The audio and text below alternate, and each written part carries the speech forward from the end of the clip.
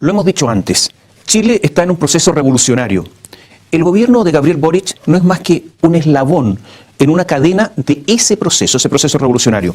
Cuando ocurre una revolución, y también lo hemos dicho, una élite gobernante es reemplazada por otra élite, porque lo que hay es una redistribución del poder. También hay una caída del sistema institucional, con un cambio de normas. Y eso es lo que ocurrió en Chile, donde se desfondó todo el entramado jurídico al caer la Constitución. Y siempre, cuando hay un proceso revolucionario, hay algo de violencia, por lo que la nueva élite es necesariamente consecuencia de ella. Es por eso que la actual élite no puede sino intentar amnistiar a los que participaron en hechos de violencia. La explicación de que se trata de recompensar a las personas que tuvieron prisiones preventivas exageradas es falsa, porque si no, no se intentaría favorecer a los que nunca estuvieron en prisión, en la cárcel. Los actuales gobernantes creen que esa violencia era ineludible en el proceso que los catapultó al poder. Un proceso revolucionario, y esto hay que entenderlo, es también refundar el Estado.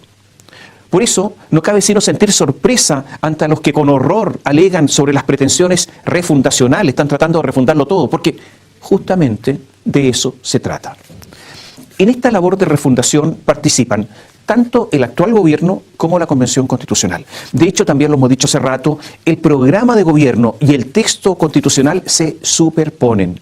George Jackson ha dicho al menos sobre esto dos cosas: que no hay programa de gobierno sin la nueva Constitución y que ninguna de las normas que ya están aprobadas por los 2/3, o sea, que van a estar en el texto constitucional, le incomodan, o sea, las aprueba. Dijimos que la revolución significa refundar el Estado. ¿Cómo se hace? Desde el punto de vista normativo, con la definición del Estado que consagra la Constitución.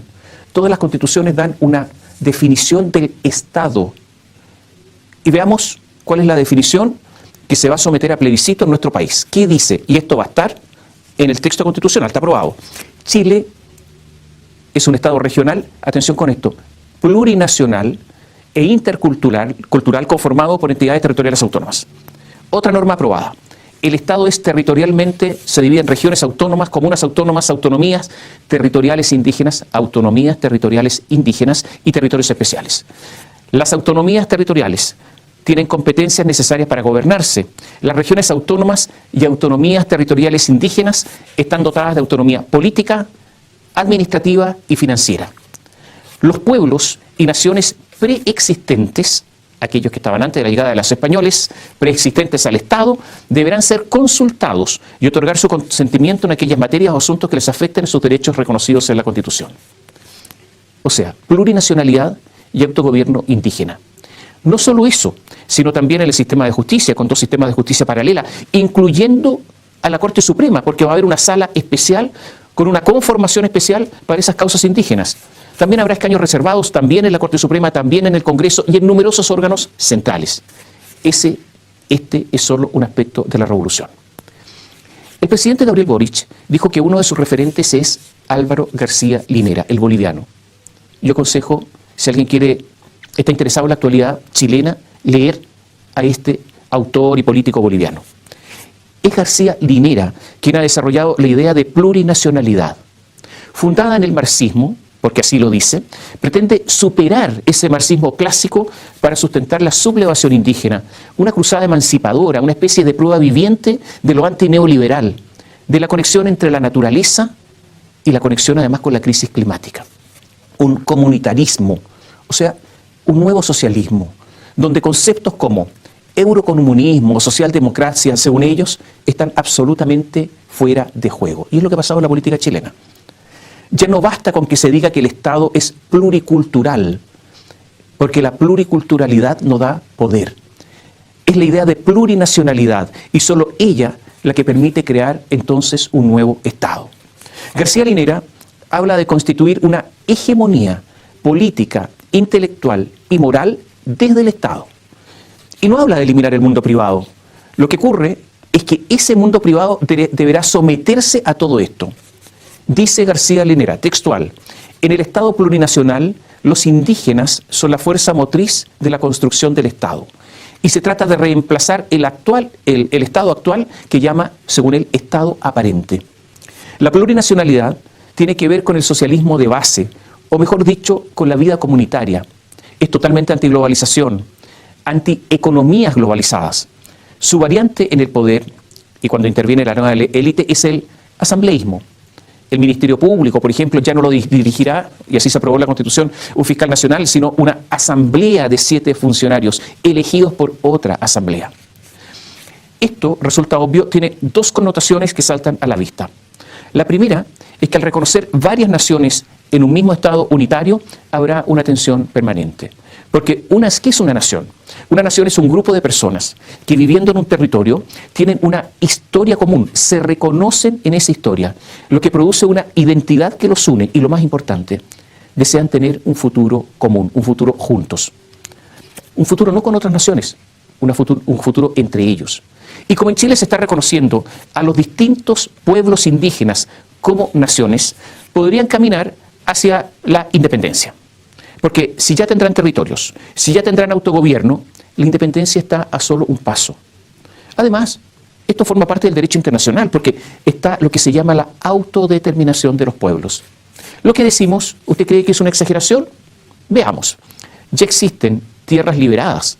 O sea, en nuestro país, 800 y tantos policías no pueden entrar a esas tierras liberadas, ni hombres con vehículos blindados, ni una ministra del Interior de izquierda y que habla de Wallmapu pueden entrar. Tampoco el subsecretario del Interior, diputado por años en la zona, no pudo entrar a Cañete hace algunos días. Chile podría deshilacharse irremediablemente. Pero la segunda connotación es que las autoridades de gobierno, Gabriel Boric, Camila Vallejos, Isquia Siches, otros, ya no hablan de región de la Araucanía, hablan de Wallmapu. Y el Wallmapu para los mapuches es una ancha franja territorial que va desde el Atlántico hasta el Océano Pacífico, comprendiendo, por ejemplo, no solamente el Wallmapu mapuche, que se ha ido extendiendo toda la región de la Araucanía, la provincia de Arauco, el sur del Biobío, digámoslo así, sino que también las provincias argentinas de Chubut, Neuquén, Río Negro, La Pampa, Mendoza, incluso parte de Buenos Aires, Córdoba, San Luis.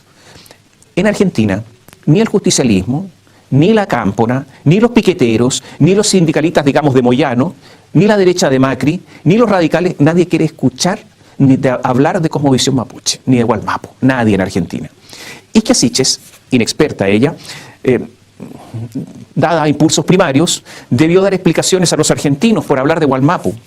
Para más remate, Gabriel Boric mandó de embajadora a Buenos Aires a Bárbara Figueroa, que de diplomática tiene poco y que es ferviente adherente al Wallmapu.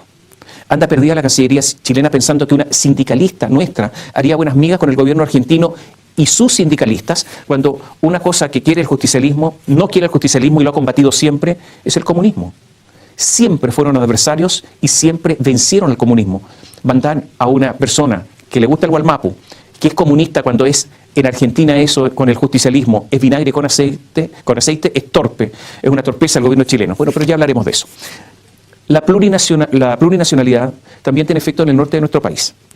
Lo cuenta quien ha analizado con su habitual lucidez, José Rodríguez Elizondo. José Rodríguez Elizondo hace meses contó que Evo Morales organizó una reunión en el Cusco para configurar una instancia plurinacional que, escuche bien, que trascendería los estados, en base a los pueblos originarios de Perú, Bolivia y Ecuador.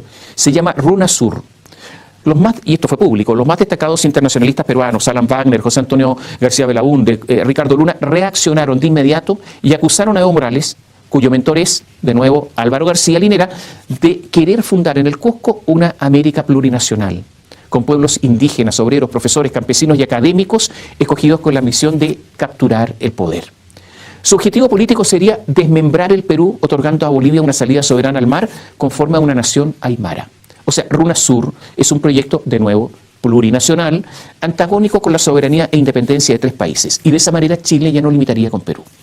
Volvamos a la política interna, porque lo que quiero decir es que el concepto de plurinacionalidad tiene consecuencias nacionales, pero también internacionales. Volvamos a la política interna. En Chile ya no se habla de hombre nuevo, de lucha de clases y todo eso que tiene olor a los viejos combates de la izquierda que fracasó en el siglo XX bajo la égida de la Unión Soviética, del leninismo, del marxismo leninista, o esa cosa cavernaria como experimento social que a estas alturas es Cuba. La dicotomía hoy es entre, ustedes lo habrán escuchado tantas veces, ¿no?, entre pueblo y élite, entre pueblo y los privilegiados. Ahora se habla en nombre del pueblo. El Podemos español, que es un referente del Frente Amplio chileno, lo que quiere es lograr una ruptura en que está la mayoría, nosotros, el pueblo, y ellos, la élite, autora de todas las tropelías, y presentar una solución, pero que sea una solución imaginable, alcanzable, acompañada de aglutinantes simbólicos. Cualquier similitud es solo coincidencia, pero esto también forma parte de la revolución. Los privilegiados, ¿quiénes son? A los que hay que combatir, morigerar, son todos los que poseen algo más de lo que posee el promedio. Da lo mismo como lo hayan obtenido, puede ser por herencia, pero también si es por el trabajo duro da lo mismo, tienen demasiado. Lo han dicho dirigentes, explícitamente lo han dicho dirigentes del Frente Amplio chileno, porque el trabajo duro es algo anticuado, es propio del pensamiento antiguo. El concepto de grieta, que tiene que ver con esto, ¿no es cierto? Pueblo privilegiados, pueblo élite. Este concepto de grieta tan usado en Argentina fue por primera vez utilizado públicamente por un dirigente político chileno, Giorgio Jackson, hace solo algunos días. En este escenario, los partidos políticos, usted comprenderá, quedan fuera de juego. Por eso, la lucha desatada en la Convención para que sean las organizaciones sociales, que antes se llamaban organizaciones de base, tengan iguales derechos que los partidos políticos para estar en el Congreso y para de ahí saltar a todas las demás instancias del poder. En realidad lo que esperan es dejar a los partidos políticos en la insignificancia para que sean esas organizaciones sociales, muchas profundamente indígenas, las que canalicen el poder. Y como su poder no responde a una persona un voto, porque esa es la democracia, se va a alterar profundamente la democracia que conocemos. Esto es lo que se llama, después de una revolución, la instauración de un régimen, donde cualquier alternativa, la derecha entre ellas, queda absolutamente fuera de juego. Álvaro García Linera dice en uno de sus libros, lo voy a citar textualmente, que el Estado es una máquina de poder político que concentra de manera legítima y efectiva el monopolio de ciertas decisiones. Eso es lo que dice Álvaro García Linera. Uno de los problemas teóricos, y esto es muy interesante, uno de los problemas teóricos de la teoría del valor en el Capital de Marx es que esa teoría del valor tiene una concepción mecanicista y naufraga absolutamente cuando se trata de dar valor a una idea, a la creación. La teoría marxista del valor en el sentido de que hay una expoliación de trabajadores y por lo tanto parte de eso queda en la élite, en los empresarios, etcétera. Bueno, pero ¿qué valor? Y por lo tanto de ahí comienza a establecerse un valor. Bueno, pero ¿qué valor tiene una idea? ¿Qué valor tiene una creación? Esa que depende del destello de una mente más que de la explotación de los asalariados. Y el siglo XX fue por lejos el siglo de los inventos, de los avances tecnológicos. Surge entonces la llamada, ustedes lo saben, propiedad intelectual y propiedad industrial. La protección justamente de la creación. No es raro que Giorgio Jackson sea el autor de un librito en que llama a eliminar la propiedad intelectual. El creador no es dueño de nada. ¿Y por qué no es dueño de nada? Porque el destello no le costó trabajo. Copia o muerte, dice Giorgio Jackson llamando a copiar. Todos somos ladrones, dice, pretendiendo meternos a todos en el mismo saco. Y dice que la comercialización capitalista del conocimiento es la base de la desigualdad, que hay que apropiarse de la creación ajena para que ese nuevo proletariado se libere. Y todo para la construcción de este nuevo orden social y económico. De nuevo, una especie de socialismo comunitario, pero ahora socialismo comunitario tecnológico. Este es un nuevo Estado. Ahora, la tesis de Giorgio Jackson no es original. De nuevo, volvamos a Álvaro García Linera, quien sostiene que hay una apropiación capitalista de una fuerza productiva comunitaria universal que es el conocimiento. Por lo tanto, si se apropió ilegítimamente, hay que quitárselo. No hay propiedad sobre el conocimiento. No es extraño entonces que la Convención Constitucional, nuestra Convención Constitucional, haya rechazado la norma que expresamente pretende resguardar la propiedad intelectual e industrial. La rechazaron. Algunos dicen que quedó emparada por eso de la protección de toda clase de bienes, pero los vientos soplan hacia la tesis de que las ideas no cuestan trabajo y cuando son desarrolladas las hace el nuevo proletariado que no se beneficia de ellas. Aunque sea por carambola, Marx debe estar muy pero muy contento. A todo lo anterior, hay que agregar el poder a las llamadas organizaciones sociales, que, insisto, su poder no depende del voto popular. la organización de dos justicias paralelas, la creación de un organismo de mayoría política para designar y destituir jueces, estoy hablando de lo que ocurre en la Convención, el reemplazo de un fiscal nacional por 7 personas también con nombramiento político, la decisión de quitar la atribución exclusiva del Banco Central para combatir la inflación, aumentando a los consejeros para que tengan más espacios ahí en el Banco Central, más sensibilidades políticas. La idea de integrar obligadamente a trabajadores a los directorios de empresas para cogobernar y controlar los flujos financieros de las empresas. También el establecimiento, porque eso es lo que se pretende, un presidente con pocos poderes. Poderes que no es que no existan, no es que haya un vacío, sino que pasan a la Cámara de Diputados. Con un Senado, que ya no será Senado, sino Cámara Territorial, prácticamente sin facultades. Con leyes que solo serán de mayoría simple. Por lo que esa mayoría simple, y usted adivina cuál será, podrá modificar todas las leyes que la beneficien, incluyendo, por ejemplo, la ley electoral, de manera de perpetuarse en el poder. Todo esto, lo que está ocurriendo, tanto desde el punto de vista conceptual como lo que está ocurriendo en el nuevo aparato normativo del país, permite afirmar que como consecuencia de la revolución lo que se está instaurando es un régimen. Porque finalmente las revoluciones exitosas eso es lo que provocan. Un régimen en que solo podrán gobernar los que adhieren, son funcionales al régimen. Por eso algunos dicen que lo que está en discusión hoy día en Chile no es ni más ni menos que la democracia. Porque no es que no vaya a haber, atención con esto, espacios para empresarios o para la iniciativa privada. Naturalmente que sí lo habrá, pero para los que adhieran a este nuevo sistema, los que sean funcionales a él o sean tributarios a él y sirvan, además de prueba irredarguible que los empresarios, esos, viven y hasta disfrutan. Es el momento entonces de adecuarse. Y esto ya comenzó, porque hay muchas organizaciones privadas nombrando representantes que son funcionales al nuevo orden. Naturalmente que todo lo que hemos dicho tiene debilidades, tanto conceptuales como fácticas. Desde ya la población indígena chilena en Chile es menor, más allá del surgimiento sorpresivo, incluso con cierto carácter de masividad de pueblos que todos habíamos creído que estaban extintos, la población indígena en Chile propiamente tal es baja. Pretender que tenga enormes facultades por lo ocurrido en un tiempo pasado y no presente provocará tensiones que pueden ser irremontables. En la región de la Araucanía, me imagino que esto será un dato que está ahí, ¿no? Ganó José Antonio Kast y tiene un gobernador de derecha. Y la votación de los convencionales indígenas, que fueron en un padrón electoral separado, resguardado, fue una votación mínima. Y esto va a crear tensiones insoslayables. Puede ser que la grave situación económica que se avecina sea un dramático golpe para volver a la realidad. Por eso la carrera, antes de que la economía apremie a nuestro país, es para que haya un plebiscito lo antes posible y que quede todo zanjado en la nueva Constitución. Y aunque hay un deseo de terminar con el Chile globalizado, ese Chile exportador de cobre, de litio, las realidades también se imponen. Gabriel Boric, el presidente, ya dio seguridad, lo hemos dicho a los norteamericanos, de que sus inversiones en Chile no se tocan. Y esta es la razón por la que el próximo embajador en Washington no será, como se decía, Juan Pablo Letelier, sino que Juan Gabriel Valdés, un hombre de misiones a veces reservadas y secretas. Y esa es la razón por la que la ministra de Minería dijo hace pocos días que en el programa de gobierno no incluye nacionalizar ni ahuyentar la inversión. Mensaje asegurando a los norteamericanos. Pero esto ya se habló privadamente. Porque si de impunidad se trata, los norteamericanos al menos no la van a aceptar. Y también estará la rendición de cuentas, porque para bien o para mal a los gobiernos se les pide cuentas incluso mucho antes de lo que esperan. Y no hay peor piedra en el zapato que los propios adherentes entrados en la desilusión. ¿Cómo hemos llegado a todo esto? Hay muchas razones, se han escrito libros, son muchos los que escarban en lo ocurrido en los últimos decenios.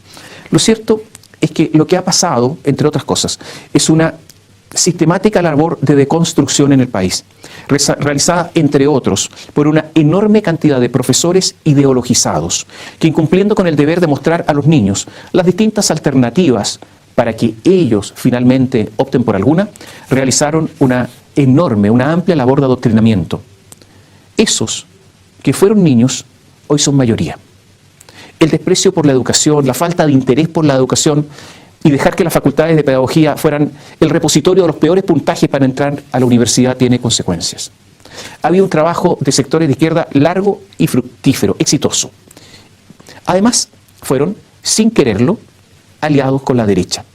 Esa derecha económica que gobernó el país, esa derecha que desprecia la educación pública, que desprecia a los profesores, que desprecia la cultura y las humanidades, esa que estableció que el éxito equivale al monto del patrimonio, Esa que calculaba, recuerden ustedes, el PIB nacional y lo dividía por el número de habitantes para anunciarnos que estábamos próximos a un paso cortito de ser desarrollados. Esa que, carente de ideas, participó activamente la derecha por omisión en este proceso de construcción del país. Por eso, cuando atacaba la estatua del general Manuel Baquedano, nadie sabía quién había sido Baquedano. Por eso, la revolución tiene campo abonado, tiene convención constitucional y tiene gobierno, tiene juventud y energía, tiene recursos y cuadros preparados, tiene nuevos paradigmas y tiene nuevos símbolos. Este es el nuevo Chile.